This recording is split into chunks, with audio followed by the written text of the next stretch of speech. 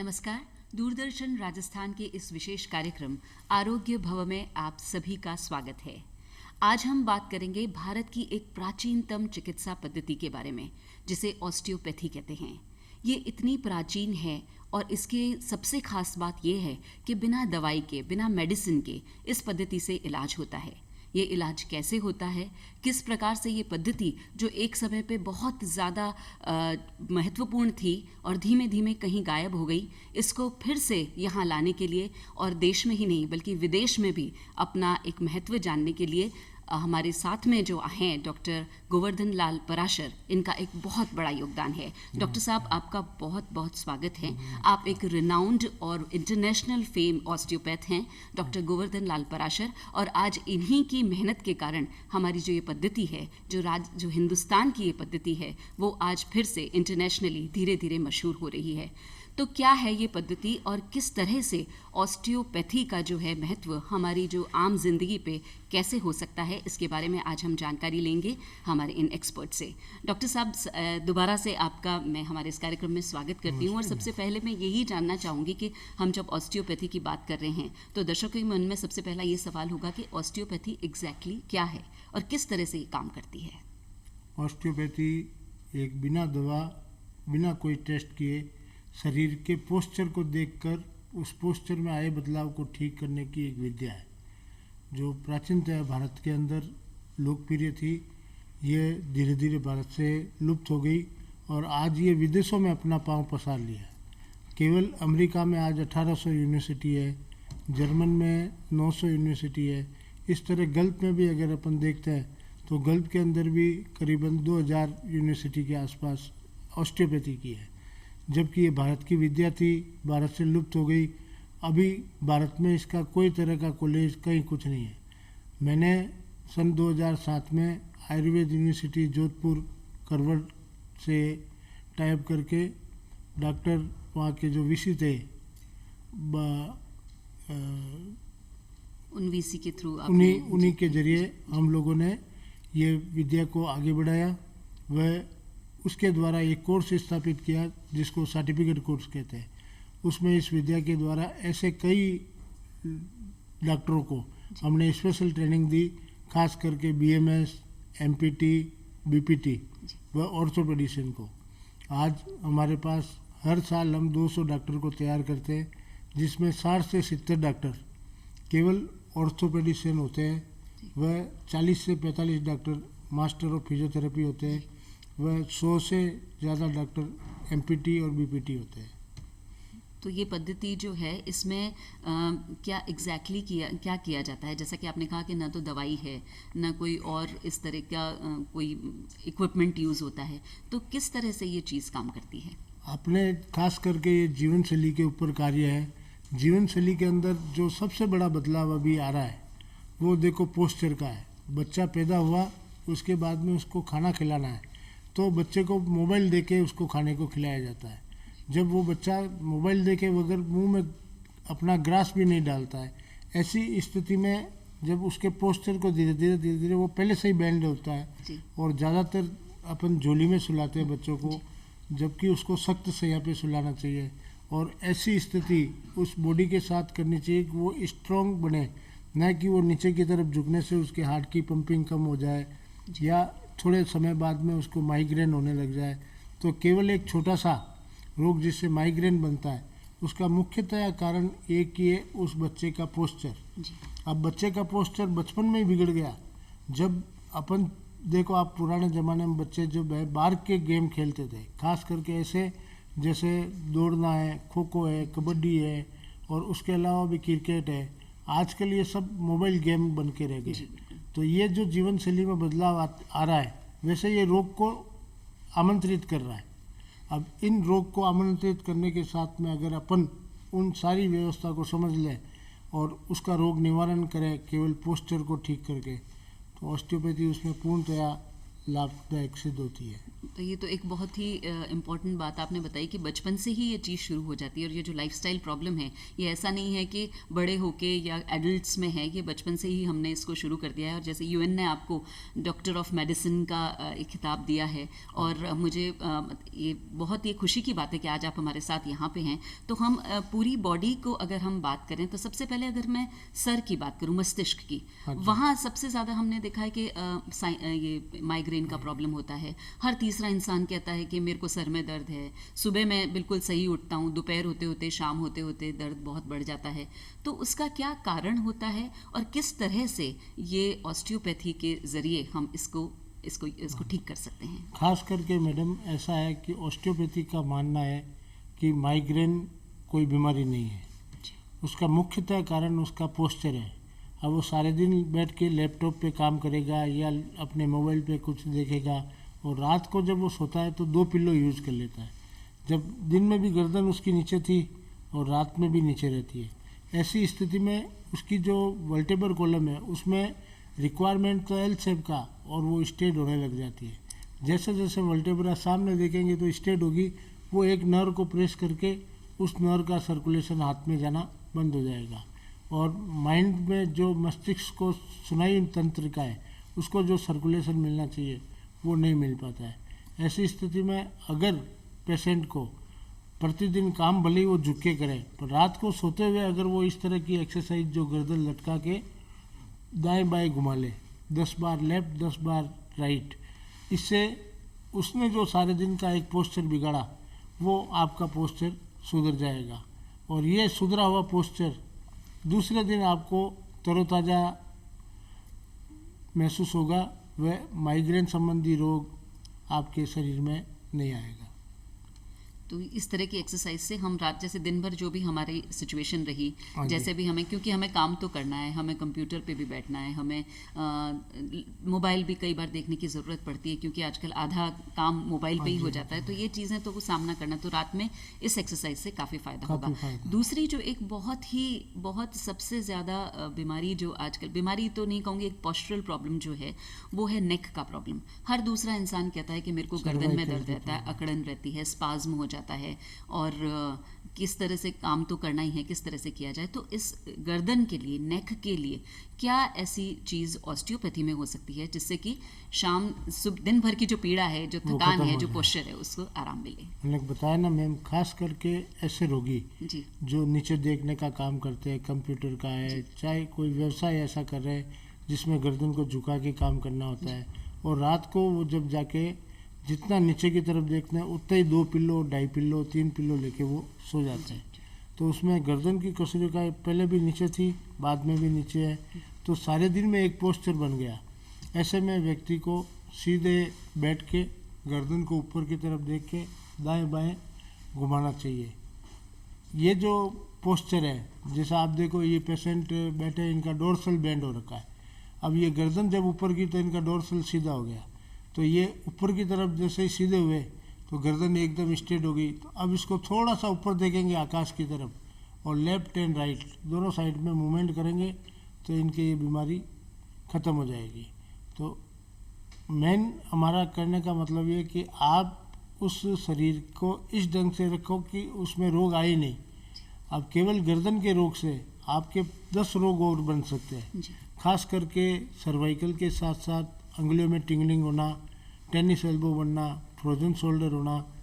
अब एक vertebral column में एल शेप से स्ट्रेट बना, तो अगर आपने गर्दन को थोड़ा ऊपर करके दाएं बाएं घुमा लिया तो उस घुमाने की स्थिति से ही आपके फ्रोजन शोल्डर ठीक हो सकता है, टेनिस एल्बो ठीक हो सकता है, अंगुलियों में जो झुनझुनाहट आती है वो ठीक हो सकती है।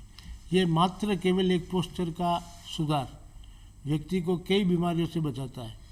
कई बार तो ये भी देखने को मिला कि गर्दन में सर्वाइकल का पेन इतना सीवियर होता है कि उसकी वजह से उसको चेस्ट पेन होता है, और वो सीधा जाके ईसीजी करवाता है जो नॉर्मल आती है, परंतु उसका भय नहीं मिटता। कारण कि अब पेन इतना ज़्यादा होता है ना कि उससे उसका भय मिटने का नाम ही नहीं लेता है। ऐसी पोजीशन में उस व्यक्ति को सर्वप्रथम गर्दन को लटकाने वाली एक्सरसाइज, बैठ के स्ट्रेच करने वाली एक्सरसाइज, और दोनों हाथों को आकाश की तरफ ऊपर पीछे की तरफ ले जाओ, दोनों हाथों को पीछे की तरफ 1 बाय 1 चलाओ। उससे इनकी जो वर्टेब्रल कॉलम है वो सीधी हो गई, और आने वाले समय में जो डोर्सल में एक बैंड आने के कारण सर्वाइकल सीधा हो रहा था वो आपका एल शेप में वापस आ गया। तो मात्र केवल 4 से 5 बार हाथ को ऊपर नीचे करने से आपके 50 तरह की बीमारियां ख़त्म हो सकती है। तो ये मेन सर्वाइकल का रीजन जो बनता है उसका मेन ये असर होता है पोस्चर। अगर आपका पोस्चर ठीक है तो कई बीमारियों से आप मुक्त हो सकते हैं। फ्रोजन शोल्डर का भी इसी में ही हाँ मतलब जी अगर मैम। फ्रोजन शोल्डर, क्योंकि जैसे ये भी आप- काफ़ी कॉमन है आजकल के अभी frozen- क्या है कि जनरली 100 में से 80 जनों के डायबिटिक है। जी जी डायबिटिक में शुगर लेवल बढ़ने से कार्बोहाइड्रेट ब्लड के साथ ज़्यादा जाता है। जी ऐसी स्थिति में ब्लड के साथ जब कार्बोहाइड्रेट जाता है तो ब्लड में थिकनेस आ जाती है, तो अपने शोल्डर के बीच की जो कार्टिलेज है उसको फ्रेश ब्लड मिलना बंद हो जाता है। जब ब्लड मिलना बंद हो जाता है तो कार्टिलेज धीरे धीरे पापड़ की तरह पतली होने लगती जी है। जी बोन का अपना नेचर है, अगर बीच में कार्टिलेज स्पेस दिया हुआ है तो ठीक है, और कार्टिलेज का जैसे ही स्पेस खत्म हुआ तो फ्रोजन शोल्डर बनने लग जाएगा, हिप जॉइंट पे एवियन होने लग जाएगा। तो मेन इनका काम जो ब्लड सप्लाई करने का है वो आपने कहाँ ख़त्म किया, गर्दन के पास। तो अपन उस गर्दन का विशेष ध्यान देंगे तो आपके ज़िंदगी में भले ही डायबिटीज का हो, चाहे बीपी रहो, चाहे कुछ भी हो, आपका फ्रोजन शोल्डर नहीं हो सकता। और फ्रोजन शोल्डर अगर हो भी गया है तो आप उससे घबराए नहीं। उसके लिए 3 स्टेप एक्सरसाइज है, जिसमें 1 बाय 1 उंगलियों को ऊपर करना, दूसरा हाथ का क्लॉक एंटी क्लॉक दोनों घुमाना, ठीक है ना। और 1 किलो से 2 किलो के बीच का कोई वेट हाथ में लेके बॉडी का पोस्चर आगे की तरफ झुका के उसको क्लॉक एंटी क्लॉक घुमा दो। तो ये जो मूवमेंट है आपके बोन के साथ में डिस्टेंस जो आती है वो डिस्टेंस उस कार्टिलेज को रीडेवलप करती है। और जो चीज़ आपके 4 महीने में नेचुरल ठीक होता है, जो भी कार्टिलेज डैमेज होती है उसको सर्कुलेशन नहीं मिलता तो नई अपनी कोशिकाएं डेवलप होके 4 महीने में स्वतः ठीक हो जाता है। अगर अपन इस दौरान ये एक्सरसाइज कर ले तो मात्र 4 से 5 दिन में ठीक हो सकते हैं। तो एक बहुत ही, क्योंकि इससे तो बहुत परेशानी रहती है, एक्सरेज करवा रहे हैं, दवाइयाँ ले रहे हैं, बहुत सारी चीज़ें कर रहे हैं, मगर दर्द जस का तस वहीं का वहीं है। तो ये इसके साथ साथ एक और जो बहुत बड़ी प्रॉब्लम है, जैसा कि हम पोस्चरल प्रॉब्लम कह रहे थे, हम कंप्यूटर्स पे बैठते हैं, हम आम जिंदगी में भी जब हम बैठते हैं हम नहीं ध्यान रख पाते अपने पोस्चर का, और उस वजह से धीमे धीमे बैक में प्रॉब्लम हमें होने लगती है। तो स्लिप डिस्क है या और कुछ लोअर बैक इश्यूज़ हैं, महिलाओं को जैसे खासकर बहुत ज़्यादा लोअर बैक इशू रहता है। तो क्या उसका भी कारण सिर्फ पोस्चर ही है, और क्या उसका निवारण भी ऑस्टियोपैथी से हो सकता है? बिल्कुल 100% सत्य है कि ऑस्टियोपैथी एक ऐसी चिकित्सा प्रणाली है जिस विद्या में आपके केवल चलने मात्र से, तो आपका कौन सा पाँव आगे आ रहा है, कितना लिम्प हो रहा है, तो हम चलने मात्र से उसको बता देते हैं आपके लंबर सक्राम में L4-5 में डेवलपिंग हो रहा है कोई रोग, या L5-S1 में हो रहा है, या आपके डोर्सल में कुछ हो रहा है। आप इस तरह के कई रोग हैं जो केवल पोस्चर से रिलेटेड है। आप देखो स्लिप डिस्क न तो कोई एक्सीडेंट से होती है, न कोई चोट लगने से होती है, केवल गलत पोस्चर में बैठने से। आप गाड़ी में बैठ के जा रहे हैं, आपकी बॉडी लूज है, एकदम से नीचे से जंप आया, जब आप उछल के वापस जब बैठे तो आपकी डिस्क प्रोलैप्स हो गई। इसी ढंग से आपके बैठ गए, बैठने की स्टाइल में धस के बैठ गए, जैसे खास करके उस स्टाइल में कि आपके कंधे तो टिक गए ऊपर के कंधों पे, बीच में जो है स्पेस खाली हो गया। ऐसे में अगर आपको खांसी आ गई तो वो डिस्क को बाहर निकाल देगी। डिस्क बाहर निकलना, अंदर जाना, ये एक नेचुरल प्रोसेस है जो अपन स्वाभाविक रूप से करते हैं। अब जब इसके साथ में सर्करों दब जाती है, सर्करों मतलब 5 लेफ्ट चलती है, 5 राइट चलती है, उन सर्करों के अंदर से कोई भी एक नस दब गई, समझो सर्करों 1 नंबर दबी, तो उसकी थाई तक उसका पेन रेडिएट होने लग जाएगा। और वो पेन धीरे धीरे आपकी वर्टेब्रल कॉलम में एक स्कोलियोसिस पैदा कर देगा, मतलब रीढ़ की हड्डी का टेढ़ापन। तो जो सीधी थी अब वो अंदर से टेढ़ी होने लगी। टेढ़ी होने के साथ आपके हार्ट पे सबसे बड़ा इफेक्ट करती है। जो एंजाइना नाट अपने हाथों में सप्लाई कर रही है वो बाधित हो जाती है।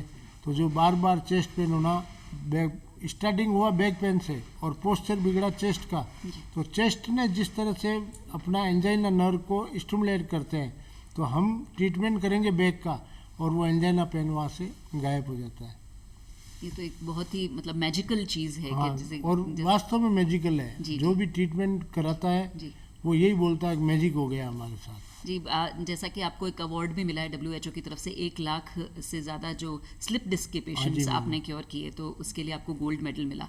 तो ये एक बहुत माइलस्टोन है हिंदुस्तान के लिए भी और हम सब के लिए भी बहुत गर्व की बात है कि केवल पोस्चर से और इन छोटी ये जो एक्सरसाइज आपने बताई है, इससे स्लिप डिस्क जैसा पेन भी कम हो सकता है।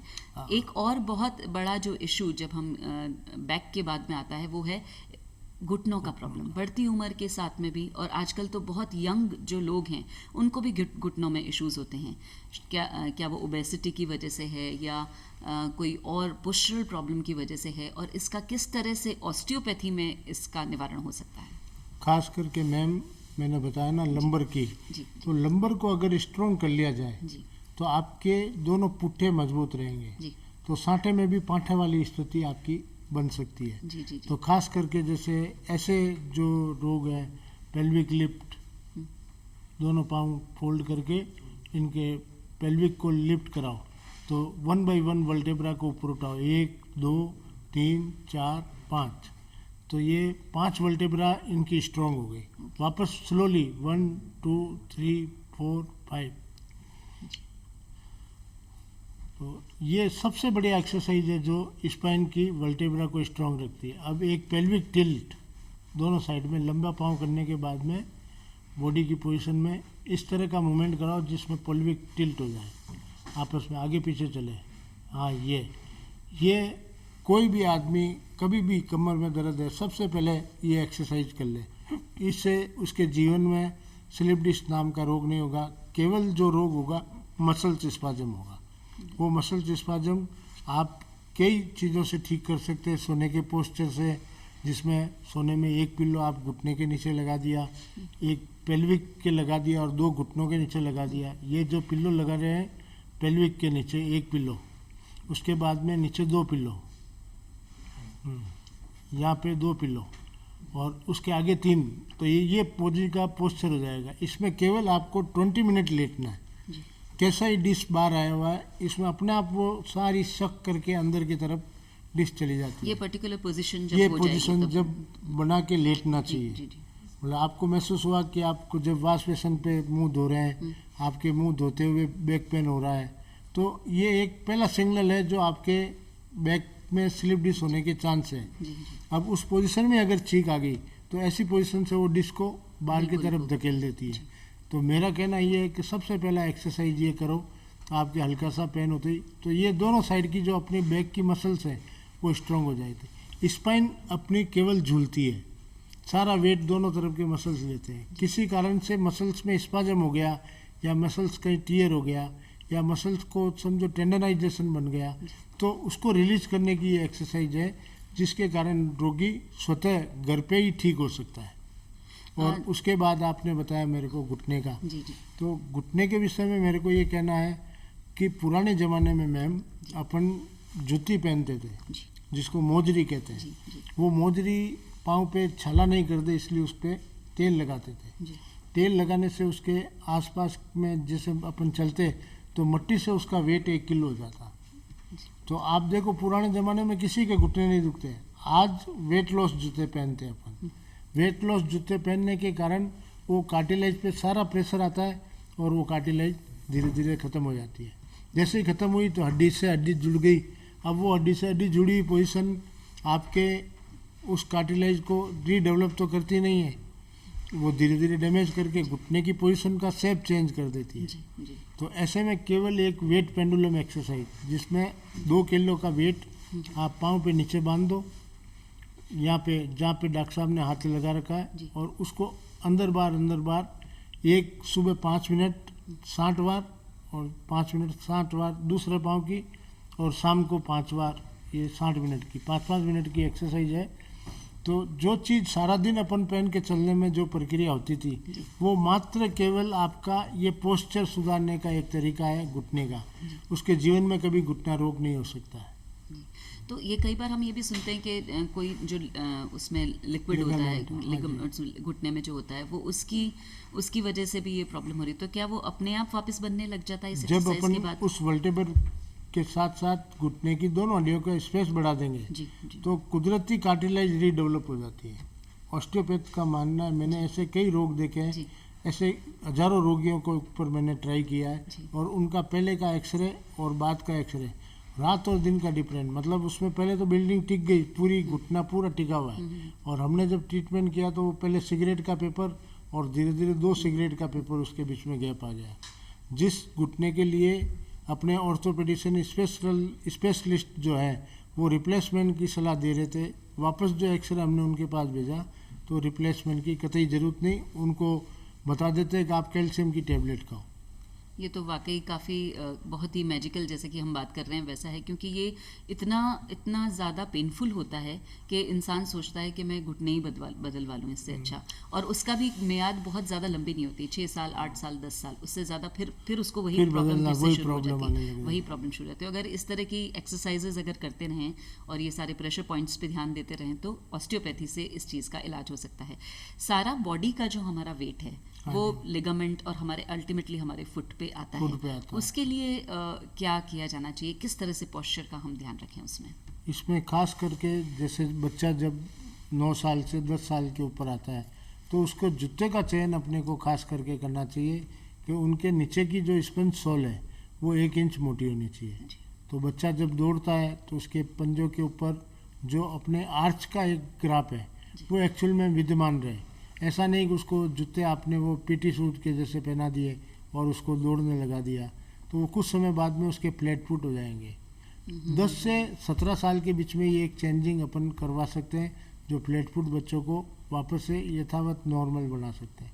अब जिसकी बिल्डिंग नीचे से ही खराब हो गई, तो नीचे से उसके पंजे अंदर की तरफ जा रहे हैं, तो ऊपर वाली बिल्डिंग पे तो इफेक्ट होना ही है, वो घुटने खराब होंगे, घुटने खराब होने के बाद में आप देखो कमर पे दर्द आएगा, कमर से नेक पे, तो उसकी एक सारी बॉडी का स्ट्रक्चर है वो कमज़ोर हो जाता है।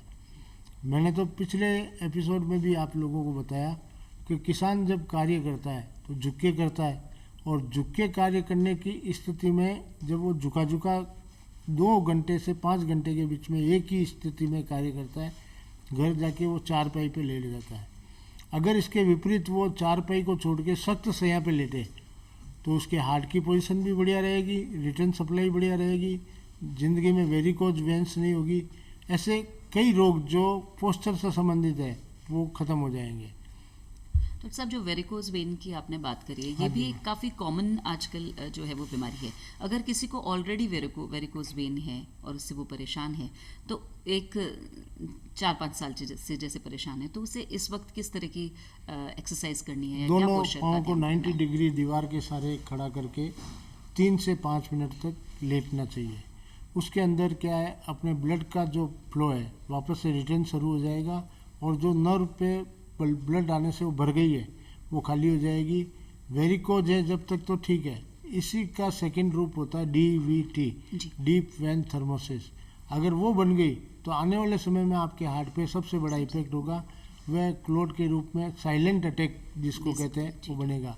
गलती कहाँ हुई वेरिकोज के साथ में, आपके लेग्स की। अगर आप दिन में 2 बार सुबह और शाम खाली पेट जब मुद्रा हो उसमें दीवार के सारे पांव करके ऊपर लेट गए, उस मुद्रा में आपको धीरे धीरे लाभ हो जाएगा और आपके जीवन में कभी भी वेरिकोज की प्रॉब्लम नहीं आएगी। ऐसा कितनी देर करना चाहिए? ये 3 से 5 मिनट, स्टार्टिंग 3 मिनट से करें, फिर धीरे धीरे उसको 5 मिनट तक बढ़ाएं, फिर वापस 4 मिनट 3 मिनट, इस तरह से इसको 2 मिनट में एंड करें।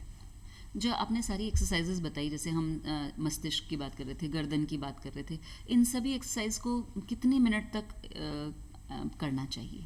जैसे आप देखो ना, कुल आपको 15 मिनट लगते हैं ये सारी बॉडी की एक्सरसाइज करने में जी।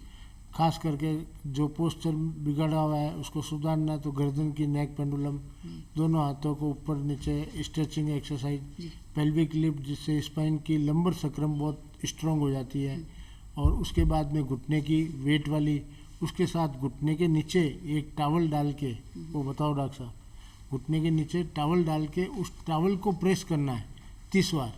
इसके अंदर ये एक एक्सरसाइज है जिसके अंदर आपकी कार्टिलेज रीडेवलप हो सकती है।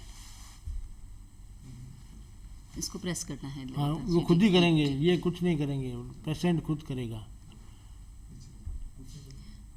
बॉडी का प्रेशर देना है उस पे। एडी उठाओ नहीं है, एडी को यहीं रखो और एडी केवल घुटना दबाओ। हाँ पर ठीक, एडी मत उठाने दो, आप घुटना दबाओ। हाँ ये अंदर दबाओ, 1 2 3 4 5 6 7 8 9 10 तक काउंट करो, फिर रिलीज कर दो। 10 तक काउंट करो, फिर छोड़ दो। इनके जैसे घुटनों में अभी देखो आप, ये कर्व है जी। अगर अगली बार अपन मिलेंगे ना तो इनका जो ट्रीटमेंट है उसकी रिक्वायरमेंट ही नहीं होगी ये अगर एक्सरसाइज कंटिन्यूसली करते रहेंगे। तो ये जो कर्व आ रहे हैं तो इनकी हाइट में इफेक्ट हो गया। तो नॉर्मली जो हाइट जानी चाहिए स्ट्रेट जा रही है, इनके घुटने मुड़ गए तो ऊपर के हार्मोन्स में इफेक्ट हो गया। इवन हार्मोन्स से लड़कियों के अंदर इस तरह की पोजीशन होने से उनके बाल उगाना, ये सारी प्रक्रिया केवल मात्र इस पोस्चर के कारण है।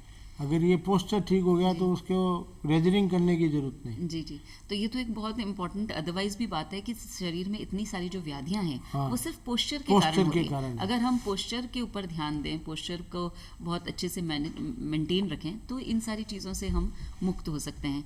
हाँ, जब हम उठते हैं, बैठते हैं या कोई चीज़ हमें ज़मीन से उठानी है, या सबसे पहले हम जब लेटे हैं तो किस तरह से उठें, क्या इसका भी एक पर्टिकुलर तरीका होना चाहिए जिससे कि अपनी खास करके बैक के लिए अपन जब भी लेट के उठना है दोनों घुटनों को फोल्ड करना चेस्ट की तरफ इस ढंग से।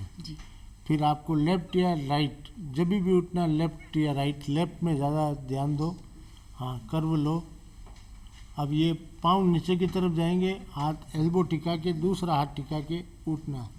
तो आपका वेट सारा खत्म हो गया, आपको कुछ करने की जरूरत नहीं कि आपकी स्पाइन के ऊपर कोई प्रेशर आएगा नहीं आएगा, ये नॉर्मल हो गई। ये सभी उम्र के लोगों हर के लिए है, मतलब बच्चे से लेके बूढ़े तक की ये पोजीशन है। कारण क्या अभी सब सख्त सया तो हो गई है बंद। जी, ये सब सोते स्पंज के गिरते पे सॉफ्ट जितना होगा, जहाँ से धस गया कि कुल्ले भारी है तो कुल्ले धस गए, चेस्ट भारी है चेस्ट धस गया, बीच वाला हिस्सा आधर रह गया, तो स्पाइन खुद एक अपना कर्व बना लेती है जिसको अपन स्कोलेसिस मैंने आपको पहले बताया।